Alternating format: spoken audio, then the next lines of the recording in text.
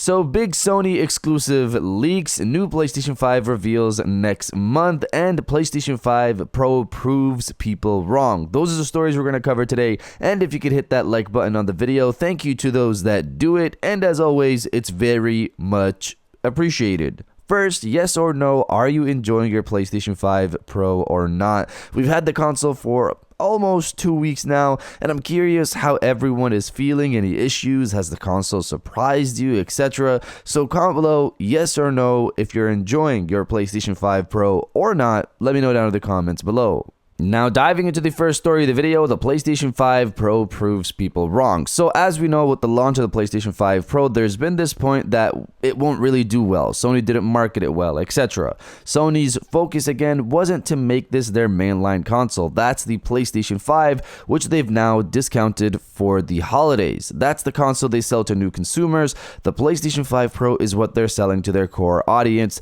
That was also the case with the PlayStation 4 Pro. Reading from Push Square, early indications are that PlayStation 5 Pro is finding its audience as Sony intended. This week we learned that despite costing twice as much, the PlayStation 5 Pro sold around 13,000 more units than the PlayStation 4 Pro at launch in Japan. And in the USA, the first data from Circana analyst Matt Piscatella is that it's keeping pace with its mid-generation predecessor. PlayStation 5 Pro had a solid start, he wrote on Blue Sky, with units in the same ballpark as the PlayStation 4 Pro's launch, but I'll break that down in more detail in a few weeks. He didn't clarify whether the PlayStation 5 Pro's launch was higher or lower than the PlayStation 4 Pro, but either way, his post implies there's not much in it. It's worth mentioning that the PlayStation 4 Pro launched for $399 in 2016, while the PlayStation 5 Pro is $699. You have to factor in inflation, of course, but it's still a big difference. Sony said last week that pre-orders for the PlayStation 5 Pro were slightly stronger than the PlayStation 4 Pro, and it reiterated that it doesn't expect the device to be its main hardware seller. The PlayStation 4 Pro accounted for approximately 15% of all PlayStation 4 sales, so Sony will be very satisfied with a similar result here. So looking it up online, $400 factoring in inflation is about $500 in that area, not $700, meaning that the PlayStation 5 Pro with its much higher price is able to maintain similar, or in Japan's case, higher sales numbers, which tells you just how strong these sales are so far. Of course, let's see if it's able to maintain this as the generation continues. And if you're enjoying the video so far, hit that subscribe button and join our growing community on our way to 150,000 subscribers.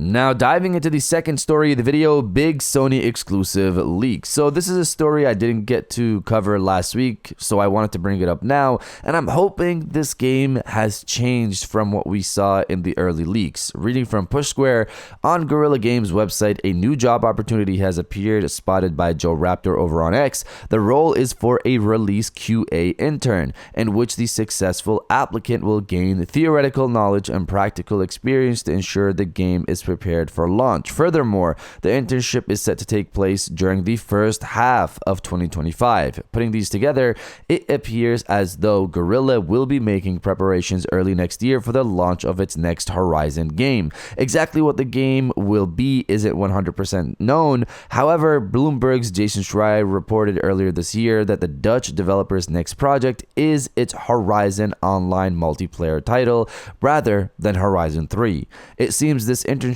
role may be referring to the online game then. As for when in 2025 the next Horizon game will arrive, it'll presumably be after the intern job is complete, so we could be looking at the back half of next year. If it is indeed the online game, it might fully launch at that time, possibly in early access state. We'll have to wait and see. So I'm personally hoping Horizon Online has maybe a different vibe from what we saw in the early leaks, which looked very Fortnite-like. I like Fortnite personally. I've played a lot of the game, especially like back in the day, years ago. I've played a lot of Fortnite, so I do enjoy the game. But Horizon already has its own style. So I'm not sure why they wouldn't just stick with that for the online multiplayer, that they've been trying to get going since the original Horizon game from 2017. I'm really curious to see what we get for Horizon Online. I'll be there to check it out day one, again, as I'm a fan of the franchise. But you guys let me know if you're looking forward to Horizon Online or not. Let me know down in the comments below.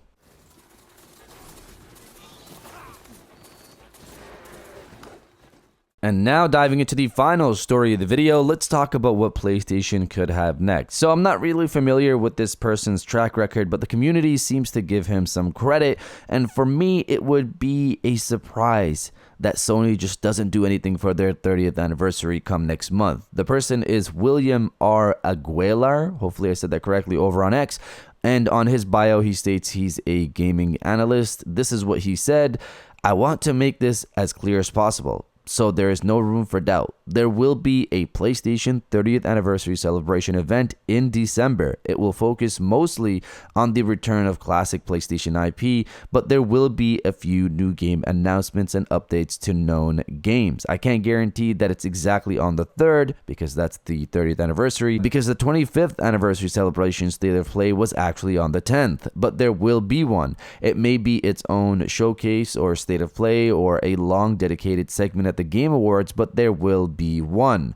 There are a lot of PlayStation trailers that are completed and ready to be shown. Many of these games are classic PlayStation IP returning in the form of remakes, remasters, and sequels. It wouldn't make sense for them to hold these announcements for the PlayStation shows in January/February or May/June 2025 when the 30th anniversary of PlayStation is in December. What better time is there to announce the return of classic titles than at the 30th anniversary celebration? So this is where I'm hoping there's something Killzone related, and that's why Guerrilla Games just didn't say anything on their 20th anniversary. Again, it's wild that they have not even tweeted about it. Nothing. That's very weird. I've got Horizon Remastered. I'll get the Lego game. I enjoy the Horizon games, but I've never seen a developer just ignore such a big part of their legacy like they did. Not even a tweet. Not even a tweet. Put merchandise to the side or anything extra. Not even a tweet.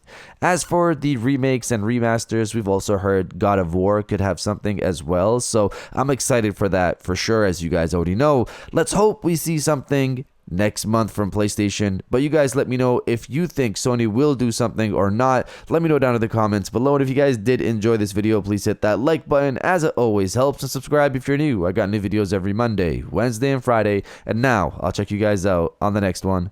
And welcome back to the after show. This is the part of the video where we have a little fun down in the comments below. If you're old, welcome back. If you're new, welcome. For today's thing, what I want you guys to do is the body, obliterate, destroy, and overall harass the comment section with "Show us the legacy." Hopefully this Sony has some classic stuff to show off next month in the form of remakes, remasters, and sequels. Hopefully that is true. If you're excited for that possibility, destroy the comment section with "Show us the legacy," and I'll definitely heart those comments like I always do, because I appreciate everybody who stays to the end of my videos. And now I'll check you guys out on the next one.